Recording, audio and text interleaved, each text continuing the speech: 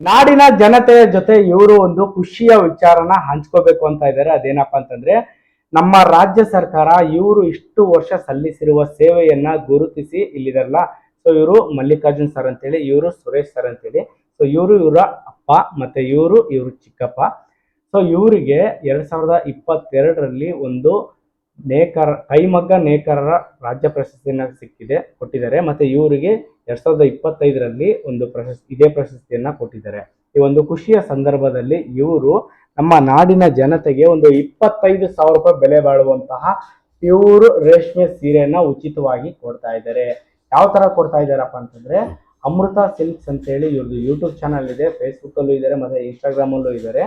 So ಪ್ರತಿ ಭಾನುವಾರ up to Dasara 2025ರ ದಸರಾವರೆಗೂ ಪ್ರತಿ ಭಾನುವಾರ ಇವರು ಲೈವ್ಗೆ ಬರ್ತಾರೆ. ಡಿಸ್ಕ್ರಿಪ್ಷನ್ ಅಲ್ಲಿ ಒಂದು ನಂಬರ್ ಕೊಟ್ಟಿರ್ತಾರೆ.